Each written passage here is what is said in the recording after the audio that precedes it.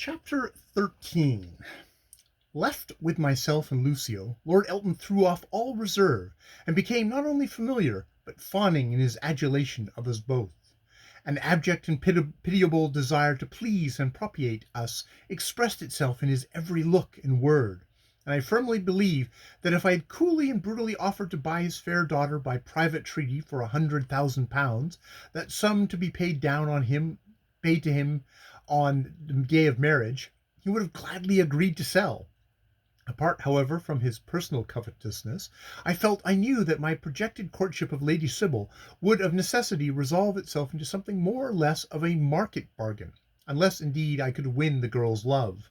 I meant to try and do this, but I fully realized how difficult, nay, almost impossible it would be for her to forget the fact of my unhampered and vast fortune, and consider me for myself alone.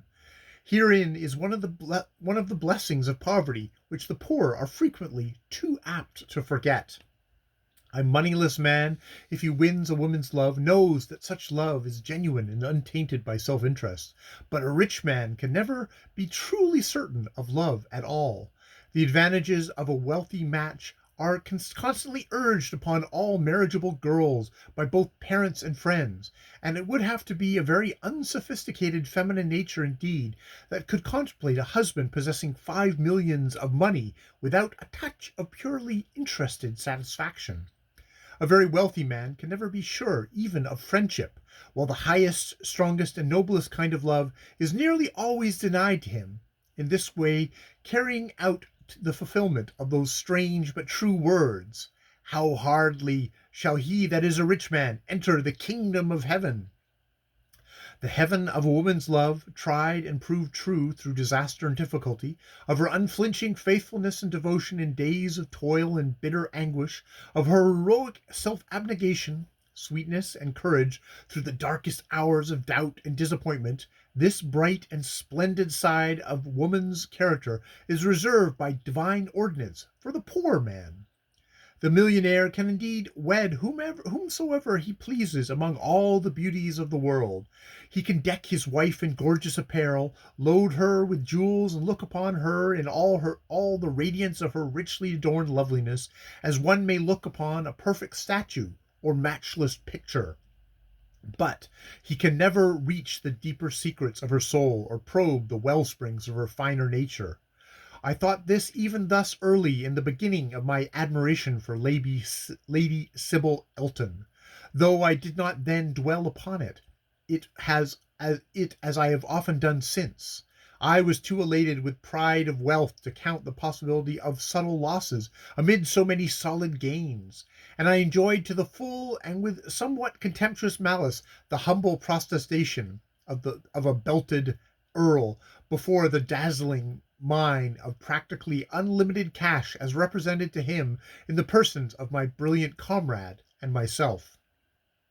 I took a curious sort of pleasure in patronizing him, and addressed him with a protecting air of indulgent kindness, whereat he seemed gratified. Inwardly I laughed as I thought how different matters would have stood, supposing I had been indeed no more than an author.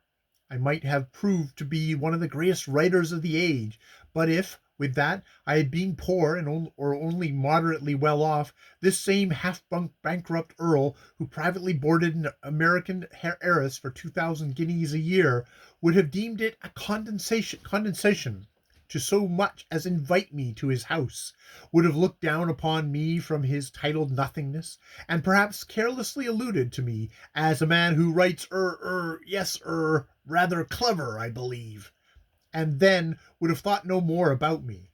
For this very cause, as author, still, though millionaire, I took fantastic pleasure in humiliating his lordship as much as possible, and I found the best way to do this was to talk about Willowsmere.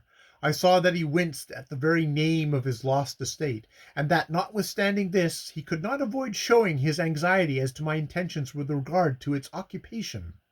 Lucio, whose wisdom and foresight had suggested my becoming the purchaser of the place, assisted me in the most adroit fashion to draw him out and to make his character manifest, and by the time we had finished our cigars and coffee, I knew that the proud Earl of Elton who could trace his lineage to the earliest days of the Crusaders, was ready to bend his back and crawl in the dust for money as the veriest hotel porter expectant of a sovereign tip. I had never entertained a high opinion of the aristocracy, and on this occasion it was certainly not improved, but remembering that the spendthrift nobleman beside me was the father of Lady Sybil, I treated him on the whole with more respect than his mean and grasping nature deserved. On returning to the drawing room after dinner, I was struck by the chill weirdness that seemed to be imparted to it by the addition of Lady Elton's couch, which, placed near the fire, suggested a black sarcophagus in bulk and outline. It was practically a narrow bed on wheels, though partially disguised by a silk coverlet draped skilfully so as somewhat to hide its coffin-like shape. The extended figure of the paralyzed countess herself presented a death-like rigidity, but her face, as she turned it towards us on our entrance, was undisfigured as yet, and distinctly handsome, her eyes especially being large, clear, and almost brilliant. Her daughter introduced us both in a low tone, and she moved her head slightly by way of acknowledgment, studying us curiously the while. "Well, my dear," said Lord Elton briskly, "this is an unexpected pleasure. It is nearly 3 months since you honored us with your company. How do you feel?" "Better," she replied slowly, yet distinctly, her gaze now fixed with wondering intentness on Prince Romanez. "Mother found the room rather cold," explained Lady Sybil, "so we brought her as near to the fire as possible. It is cold," and she shivered. "I fancy it must be freezing hard." "Where is Diana?" asked the Earl, looking about in search of that lively young lady. "Miss Chesney has gone to her room to write a letter," replied his daughter, somewhat frigidly. "She will be back directly." At this moment Lady Elton feebly raised her hand and pointed to Lucio, who had moved aside to answer some question asked of him by Miss Charlotte. "Who is that?" she murmured. "Why, mother dear, I told you," said Lady Sybil gently. "That is Prince Lucio Romanez, Papa's great friend." Countess's pallid hand still remained lifted, as though it were frozen in air. "What is he?" the slow voice again inquired, and then the hand dropped, suddenly, like a dead thing. "Now, Helena, you must not excite yourself," said her husband, bending over her couch with real or assumed anxiety. "Surely you remember all I have told you about the prince, and also about this gentleman, Mr. Geoffrey Tempest." She nodded, and her eyes turned reluctantly away from Romanez, regarding me fixedly. "You are a very young man to be a millionaire," were her next words, uttered with evident difficulty. "Are you married?" I smiled and answered in the negative. Her looks wandered from me to her daughter's face, then back to me again, with a singularly intent expression. Finally, the potent magnetism of Lucio's presence again attracted her, and she indicated him by a gesture. "Ask your friend to come here and speak to me." Romanez turned instinctively at her request, and with his own peculiar charm and gallant grace of bearing, came to the side of the paralyzed lady, and taking her hand, kissed it. "Your face seems familiar to me," she said, speaking now, as it seems, with greater ease. "Have I ever met you before?" "Dear lady, you may have done so," he replied in dulcet tones, and with the most captivating gentleness of manner. "It occurs to me, now that I think of it, that years ago I saw once, as a passing vision of loveliness, in the heyday of youth and happiness, Helena Fitzroy, before she was Countess of Elton." "You must have been a mere boy, a child, at that time," she murmured, faintly smiling.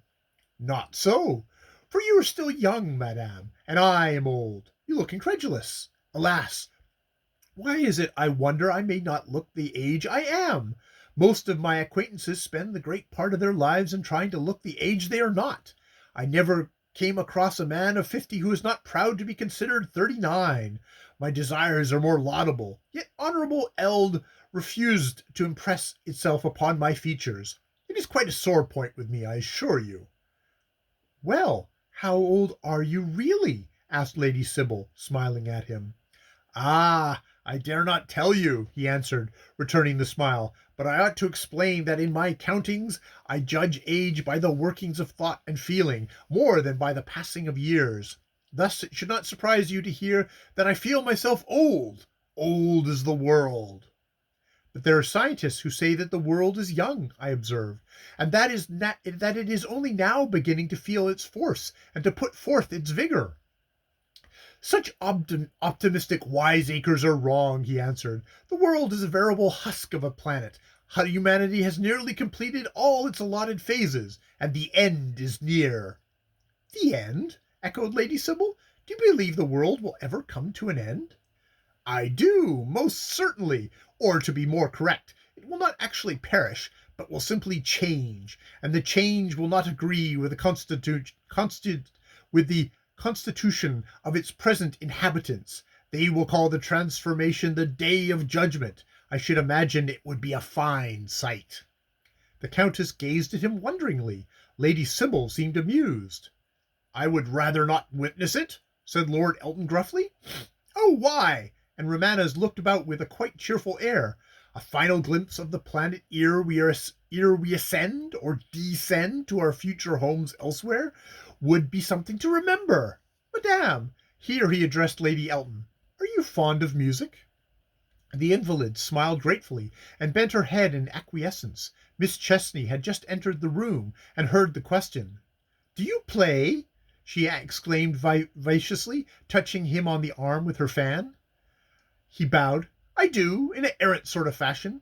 I also sing. Music has always been one of my passions. When I was very young, ages ago, I used to imagine I could hear the angel Israel chanting his strophes amid the golden glow of heavenly glory, himself white-winged and wonderful, with a voice outringing beyond the verge of paradise. As he spoke, a sudden silence fell upon us all. Something in his accent touched my heart to a strange sense of sorrow and yearning, and the Countess of Elton's dark eyes, languid with long suffering, grew as soft as though repressed tears. Sometimes, he continued more lightly, just as at odd moments, I like to believe in paradise. It is a relief, even to a hardened sinner like myself, to fancy that there may exist something in the way of a world better than this one. Surely, sir, said Miss Charlotte Fitzroy severely, you believe in heaven. He looked at her and smiled slightly. Madame, forgive me, I do not believe in the clerical heaven. I know that you will be angry with me for this frank confession, but I cannot picture the angels in white smocks with goose wings, or the deity as a somewhat excitable personage with a beard. Personally, I should decline to go to any heaven which was only a city with golden streets, and I should object to a sea of glass, resenting it as a want of invention on the part of the creative intelligence. But do not frown, dear Miss Fitzroy. I do believe in heaven all the same. A different kind of heaven. I often see it in my dreams. He paused, and again we were all silent, gazing at him. Lady Sybil's eyes, indeed, rested upon him with such absorbed interest that I became somewhat irritated, and was glad, when turning towards the Countess once more, he said quietly, Shall I give you some music now, madame? She murmured assent, and followed him with a vague, uneasy glance as he crossed over to the grand piano and sat down. I had never heard him either play or sing. In fact, so far as his accomplishments went, I knew nothing of him except that he was a perfect master of the art of horsemanship. With the first few bars he struck, I half started from my chair in amazement. Could a mere pinafore produce such sounds? Or was there some witchery hidden in the commonplace instrument, unguessed by any other performer? I stared around me, bewildered. I saw Miss Charlotte dropping her knitting abstractedly. Diana Chesney, lying lazily back in one corner of the sofa, half closed her eyelids in dreamy ecstasy. Lord Elton stood near the fire, resting one arm on the mantelpiece, and shading his fuzzy brow with his hands, and Lady Sybil sat beside her mother, her lovely face pale with emotion, while on the worn features of the invalid lady there was an expression of mingled pain and pleasure difficult to describe. The music swelled into passionate cadence. Melodies crossed and recrossed each other like rays of light glittering among green leaves. Voices of birds and streams and tossing waterfalls chimed in with songs of love and playful merriment. Anon came wilder strains of grief and angry clamor. Cries of despair were heard echoing through the thunderous noise of some relentless storm. Farewells everlasting shrieked amid sobs of reluctant, shuddering agony. And then, as I listened, before my eyes a black mist gathered slowly, and I thought I saw great rocks bursting asunder into flame, and drifting islands in a sea of fire. Faces, wonderful, hideous, beautiful, peered at me out of the darkness, denser than night. And in the midst of this there came a tune complete in sweetness and suggestion, a piercing sword-like tune that plunged into my very heart and rankled there. My breath failed me, my senses swam.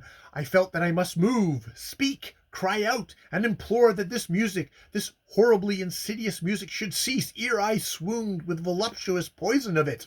When, with a full chord of splendid harmony that rolled out upon the air like a breaking wave, the intoxicating sounds ebbed away into silence. No one spoke. Our hearts were yet beating too wildly with the pulsations roused by that wondrous lyric storm. Diana Chesney was the first to break the spell.